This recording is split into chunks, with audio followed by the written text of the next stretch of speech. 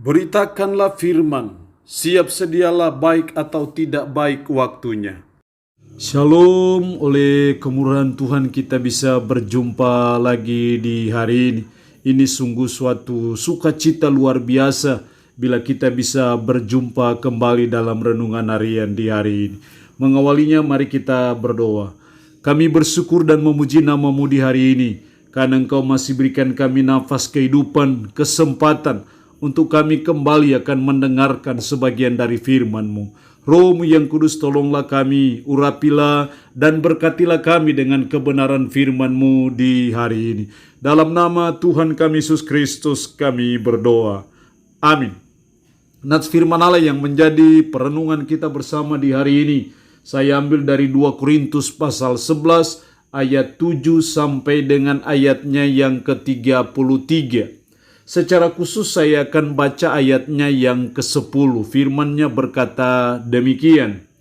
Demi kebenaran Kristus di dalam diriku, aku tegaskan bahwa kemegahanku itu tidak akan dirintangi oleh siapapun di daerah-daerah Akaya.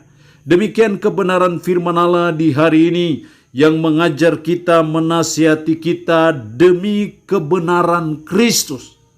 Demi dan untuk kebenaran Kristus sebagai umat, sebagai orang percaya, harusnya kita mau membuat apa saja, kita mau melakukan apa saja, demi kebenaran Kristus itu diagungkan, demi kebenaran Kristus itu ditegakkan, demi kebenaran Kristus itu ditinggikan. Maka sebagai umat, sebagai orang percaya, kita mau belajar melakukan apa saja. Hal ini sangat jelas dalam perkataan Paulus dalam ayat 10 tadi, demi kebenaran Kristus di dalam diriku. Untuk kebenaran Kristus dan demi kebenaran Kristus dalam diriku. Itu yang dikatakan oleh Paulus kepada jemaat yang ada di Korintus sebagai bagian dari apologetnya kepada orang-orang yang datang di jemaat Korintus yang menyebut diri sebagai nabi-nabi, tapi sesungguhnya mereka adalah nabi-nabi palsu yang menyamar seperti malaikat terang yang justru menggerogoti kepercayaan jemaat Korintus kepada Kristus dan juga kepada Paulus sebagai seorang rasul. Demi kebenaran Kristus. Itu artinya bahwa sebagai umat, sebagai orang percaya, demi kebenaran Kristus, harusnya kita mau berbuat apa saja, lakukan apa saja. Setidaknya ada 3 hal penting yang dituntut dari saudara dan saya demi kebenaran Kristus itu. Yang pertama dalam ayat 7, apakah aku berbuat salah jika aku merendahkan diri untuk meninggikan kamu, karena aku memberitakan Injil Allah kepada kamu dengan cuma-cuma? Jika aku merendahkan diri untuk meninggikan kamu, bukan meninggikan diri dan untuk merendahkan jemaat di Korintus, tapi Paulus merendahkan diri untuk meninggikan kamu. Di sini kita melihat bahwa hal yang pertama demi kebenaran Kristus, yang pertama yang dituntut dari kita adalah kita mau merendahkan diri. Demi Injil Kristus kita mau merendahkan diri. Bukannya meninggikan diri dan merendahkan orang lain. Tapi seperti Paulus, dia merendahkan diri dan sebaliknya meninggikan jemaat yang ada di Korintus.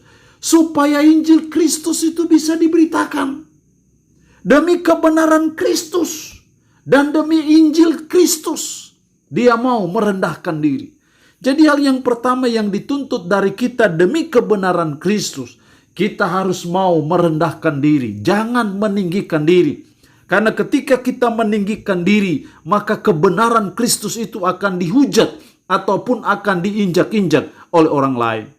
Yang kedua, yang dituntut dari kita demi kebenaran Kristus, dalam ayatnya yang ke-12, mulai ayat 12, tetapi apa yang kulakukan akan tetap kulakukan untuk mencegah mereka yang mencari kesempatan guna menyatakan bahwa mereka sama dengan kami dalam hal yang dapat dimegahkan. Sebab orang-orang itu adalah rasul-rasul palsu, pekerja-pekerja curang yang menyamar sebagai rasul-rasul Kristus. Hal itu tidak usah mengherankan sebab iblis pun menyamar sebagai malaikat terang. Jadi bukankah suatu hal yang ganjil jika pelayan-pelayannya menyamar sebagai pelayan-pelayan kebenaran? Kesudahan mereka akan setimpal dengan perbuatan mereka. Demi menjaga kebenaran Kristus, jangan sampai itu diputarbalikkan oleh para pekerja-pekerja yang curang, yang menyamar seperti rasul-rasul Kristus, tapi sesungguhnya mereka bukan rasul-rasul Kristus yang benar. Maka yang dilakukan oleh Paulus adalah, tetapi apa yang kulakukan akan tetap kulakukan untuk mencegah mereka yang mencari kesempatan. Untuk mencegah mereka siapa? Yaitu mereka yang menyebut diri rasul tapi sebenarnya rasul palsu, yang menyamar seperti malaikat terang. Di sini kita melihat hal yang kedua, demi kebenaran Kristus supaya ditegakkan, maka kita mau mencegah mereka yang menyamar sebagai malaikat terang. Kita harus mau bertindak mencegah mereka supaya tidak ada pengajaran-pengajaran yang sesat yang menyesatkan umat. Kita harus melakukan proteksi. Makanya Paulus, tetapi apa yang kulakukan akan tetap kulakukan untuk mencegah, memproteksi umat supaya tidak terpengaruh dengan pengajaran sesat demi kebenaran Kristus, demi Injil Kristus. Maka kita mau mencegah. Bagaimana caranya kita mencegah, memproteksi umat supaya tidak terpengaruh dengan nabi-nabi palsu, tidak terpengaruh dengan pengajaran-pengajaran yang menyesatkan? Maka kita harus memberikan suatu pengajaran yang baik, yang benar, yang sesuai dengan firman. Kita perlu membentengi umat dengan pengetahuan firman yang benar, yang ortodoks, kebenaran-kebenaran yang hakiki, kebenaran-kebenaran yang sesuai dengan Injil, demi kebenaran Kristus. Jadi hal yang kedua, kita mau mencegah mereka. Karena itu pengajaran itu sesuatu yang sangat penting. Karena pengajaran kita yang baik dan benar itu bisa memproteksi umat dari segala pengaruh-pengaruh pengajaran-pengajaran yang sesat. Demi kebenaran Kristus, maka kita mau mencegah mereka yang menyamar sebagai malaikat terang. Yang ketiga, demi kebenaran Kristus, ayat 23 sampai 27. Apakah mereka pelayan Kristus? Aku berkata seperti orang gila.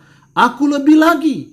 Aku lebih banyak berjeri lelah, lebih sering di dalam penjara, didera di luar batas, kerap kali dalam bahaya maut. Ayat 24 dan seterusnya. 5 kali aku disesa orang Yahudi, setiap kali 40 kurang 1 pukulan.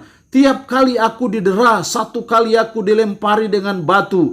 3 kali mengalami karam kapal. Sehari semalam aku terkatung-katung di tengah laut. Ayat 26 dan 27 menjelaskan lebih lanjut bagaimana kesulitan, bagaimana kesengsaraan, bagaimana pengorbanan Paulus demi kebenaran Kristus. Di sini kita melihat hal yang ketiga yang dituntut dari kita demi kebenaran Kristus supaya ditegakkan, supaya dijunjung tinggi. Maka yang ketiga, kita harus mau berkorban. Demi kebenaran Kristus maka kita harus rela berkorban. Demi kebenaran Kristus ditegakkan maka kita harus siap berkorban. Ketika kita mau berkorban, maka saya percaya kebenaran Kristus akan tetap disanjung tinggi. Kebenaran Kristus itu akan tetap teguh, menjulang tinggi, mengatasi hal apapun juga yang ada di atas muka bumi ini. Karena kebenaran Kristus itu yang penting dan terutama dalam hidup kita. Karena itu perlu ada jiwa berkorban. Seperti yang dilakukan oleh Paulus demi kebenaran Kristus. Dia mau masuk keluar penjara. Demi kebenaran Kristus dia mengalami penderitaan, mengalami penganiayaan, mengalami cacian maki. Demi kebenaran dan bukan karena kejahatannya. Allah yang punya firman ini memberkati kita dengan firman-Nya di hari ini. Amin. Mari kita berdoa. Puji syukur untuk kebenaran firman-Mu hari ini. Tuhan, tolonglah kami supaya demi kebenaran Kristus kami mau melakukan apa saja, mau berbuat apa saja. Yang dituntut dari kami adalah kami mau merendahkan diri, bukan menyombongkan diri. Kami mau mencegah mereka yang menyamar sebagai malaikat terang dengan cara memberi pengajaran-pengajaran yang baik, yang benar, sehingga umat diproteksi oleh pengajaran-pengajaran yang baik, sehingga tidak menyeleweng dari ajaran kebenaran tentang Kristus. Kami juga mau berkorban demi kebenaran Kristus itu. Roh-Mu yang kudus, tanamkanlah, meteraikanlah firman dalam hati dan pikiran kami, dan sanggupkan kami untuk bisa memberlakukannya dalam kehidupan kami sehari-hari. Hamba mohon berkat Tuhan bagi umat-Mu yang boleh mendengarkan renungan harian di hari ini. Diberkatilah mereka dengan berkat-berkat jasmani maupun berkat-berkat rohani. Secara khusus hamba berdoa umat-Mu yang sakit dalam nama Yesus. Tuhan lawat, Tuhan jamah, Tuhan sembuhkan dari sakit penyakit yang diderita. Terpuji-pujilah nama-Mu Tuhan. Dalam nama Tuhan Yesus Kristus kami berdoa. Amin. Shalom. Tuhan Yesus memberkati kita semua.